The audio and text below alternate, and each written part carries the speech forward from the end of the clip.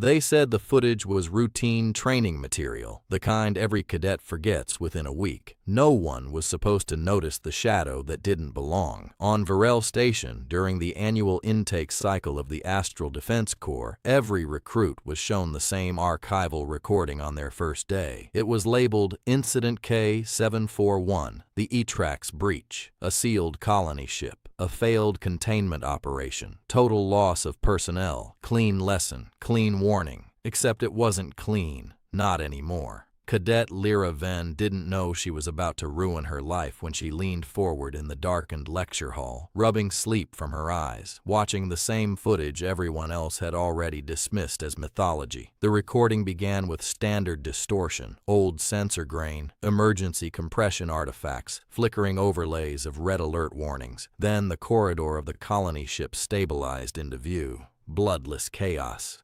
Something was moving through the ship like it understood the architecture better than the engineers who built it. The Etrax units were recorded as towering, jointless predators, their motion too smooth to be biological. They did not run, they advanced, inevitability given shape. Human defenders were present, but the footage made one thing clear: they were not the center of the story. They never were. The camera belonged to Captain Darren Holt, last commander of the colony vessel Ardent Passage. His breathing was steady, controlled, too steady for someone in a massacre. "Fallback corridor sealed," someone shouted off-screen. "Not holding," another voice replied. And then the distortion hit, a brief interference pulse that washed the frame in static. That was when Lyra saw it. Not in the center, not in the action. At the far edge of the corridor feed, half obscured by structural collapse, there was a maintenance alcove. Emergency lighting flickered there in slow rhythm, and in that flicker, a figure stood perfectly still. Not a soldier, not Etrax, human-shaped, upright, watching. The interference cleared, the figure was gone. The rest of the class reacted the way they always did. Some flinched, some whispered, most ignored it entirely. The instructor killed the feed and began the usual lecture on tactical sacrifice and containment protocol. But Lyra didn't move. Her eyes stayed locked on the corner of the frame, even after the screen went dark, because she was certain of one thing. The camera had not shown her something accidental. It had shown her something placed. That night she didn't sleep. She replayed the archived feed in her dorm using a borrowed access token and a cracked analysis suite older than the station itself. Frame by frame, she isolated the corridor segment, enhanced low-light noise, corrected spectral drift, and reconstructed missing pixels. Most of it collapsed into meaningless artifacts, but the figure remained, always at the edge, always stable, never affected by motion blur, never interrupted by interference pulses that corrupted everything else. And then she found something worse. Metadata. Not standard military tagging, not timestamp encryption. Something layered beneath the file structure like a second recording stitched into reality itself. Coordinates that didn't correspond to spatial mapping. They corresponded to sequence, event ordering, causality indexing. Lyra didn't understand it, but she understood enough to stop breathing for a moment, because the file wasn't just a recording of what happened, it was aware of when it would be watched. 3 days later, she submitted a formal anomaly report to the station archive office. It was rejected within 4 minutes. 4 minutes after that, she received a direct summons, not from archives, from command. Commander Halvek Arden was not a man who wasted words. He stood in the observation chamber overlooking the station's outer hull, hands clasped behind his back, watching the endless dark of interstellar space like it owed him money. "You found it," he said without turning. Lyra hesitated. "Yes, sir." A pause. "How many?" "How many what?" "People," he said. "How many people before you noticed the figure?" Lyra blinked. "I don't know. I didn't check." Finally, he turned. His expression wasn't surprise. It was exhaustion, like he had been expecting her answer for a long time. 76, he said. That number landed heavier than she expected. 76 people had seen the same anomaly and walked past it. "And how many reported it?" she asked. 11, Ardon said. All of them were quietly reassigned within a week. That should have ended her curiosity. It didn't. Instead, it sharpened it.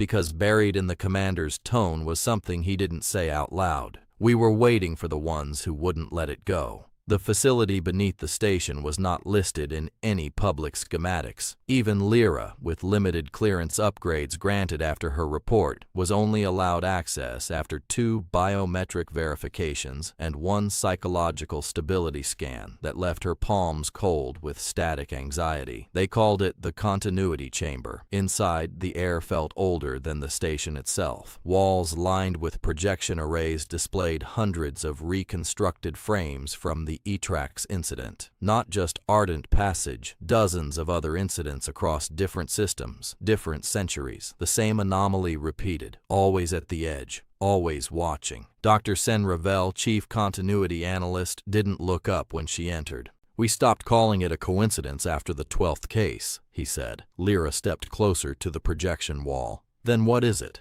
A pause. "Proof," he said, "that someone has been adjusting our historical record without altering the primary events." "That's impossible." He finally looked at her. "That's what we thought."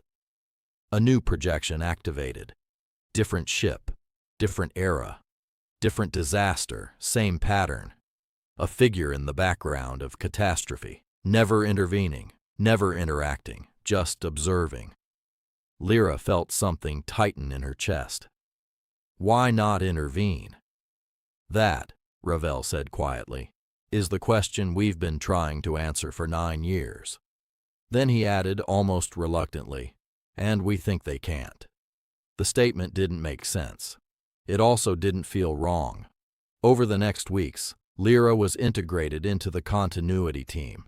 She learned what they didn't teach recruits, that the E-Trax incidents weren't isolated, that across multiple star systems, across recorded history, there were anomalies that suggested coordinated external observation of critical human events, that in every case where humanity narrowly survived extinction-level scenarios, there was at least one unexplainable observer presence recorded in peripheral data, and that in every case, no matter how far they enhanced the footage, the figure never came closer, never spoke, never acted, just watched from the edge of history like it was reading a book it couldn't touch. Until the day Lyra found the second layer. It was hidden in an unrelated archive file from the Veltran collapse, a mining disaster 3 systems away. She only found it because the compression algorithm failed during reconstruction. A fragment of text emerged beneath corrupted audio channels, not machine-generated, not human-standard encoding, but readable. Barely.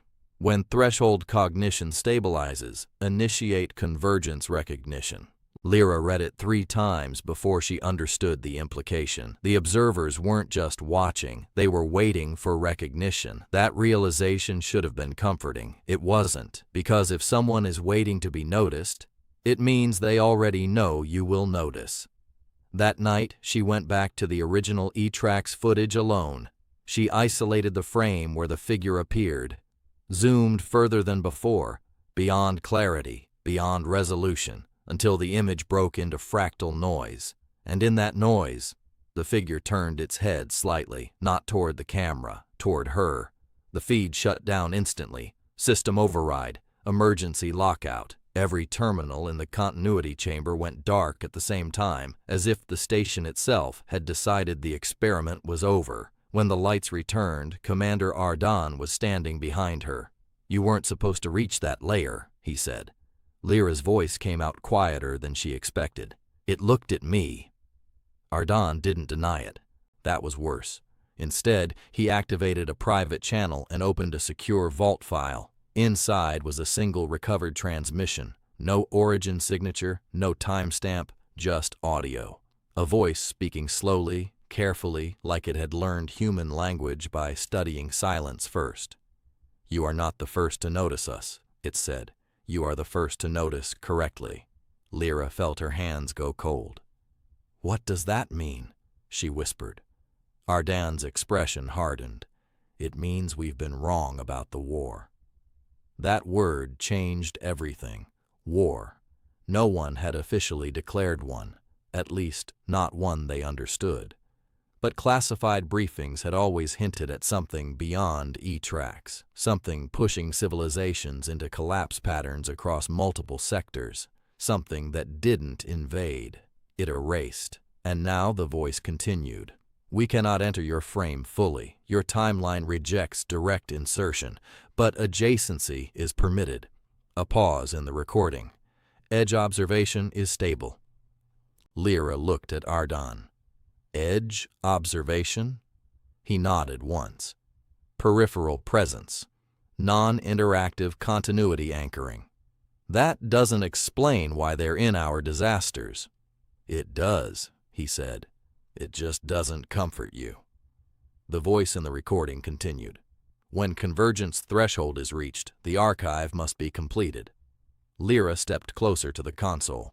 What archive? Ardan hesitated, then opened a second file. This one showed something impossible. A map of recorded human history, not lines of time, but loops, recurrent collapse points, identical structural failures across eras that should not have overlapped, and at every collapse node, the same peripheral signature, the same observer. Lyra felt her mind resisting the pattern even as it assembled itself. You're saying, she whispered, history is being recorded from outside. Ardan corrected her. Observed, he said, and preserved. For what? The answer came not from him, but from the recording, which had resumed on its own. For arrival. The word landed like impact. The chamber went silent again. Then the voice added something softer. Humanity is not the subject of the war. A pause. You are the memory that must survive it. Everything escalated after that. The continuity chamber went into full lockdown protocols. External communication was severed. All archived incidents were reclassified at the highest clearance tier, and Lyra was placed under direct command oversight. But the anomaly didn't stop appearing. In fact, it intensified. New footage was found, earlier eras, deeper space, pre-colonial probes that should not have captured anything at all, and yet in every data set, the figure remained, always at the edge, always watching, until the final discovery, buried in a collapsed telemetry chain from the earliest known E-tracks encounter, a sequence of images, not video, still frames. In one of them, the figure was no longer at the edge. It was closer, not near the camera, near the center, standing behind the commander, looking not at the battle, but at something beyond it. And in that frame, for the first time, there was a reflection in its visor, not of the battlefield, but of Lyra herself, watching. She stumbled backward. That's not possible, she said. Ardan didn't respond immediately. When he finally did, his voice was lower. We think the observers are not from the future, he said. A pause. We think they are from the outcome. Lyra turned slowly. What does that mean? He looked at her directly now. It means, he said, they are what remains after everything else stops being able to continue. The final transmission activated without input. The voice returned. Clearer now, closer. You are ready, it said. Lyra froze. Ready for what? She whispered. A pause, then the answer. To remember correctly. The chamber lights dimmed. Every screen across the station, every archived file, every reconstructed incident shifted at once. The figures at the edges of every recording were no longer static. They were synchronized, all of them turning their heads, all of them looking inward.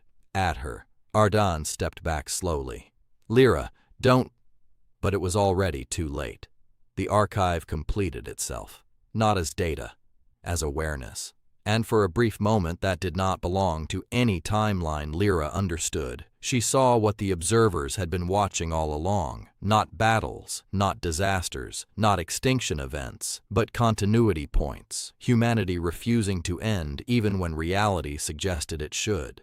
And somewhere beyond the edge of everything she knew, something that had been waiting to be remembered finally acknowledged her existence. Not as subject, not as observer, but as participant. The voice spoke one last time. The war is not between species. It is between forgetting and continuation, then silence. When the station systems rebooted, nothing appeared changed. No alarms, no damage, no records missing. Only one difference remained.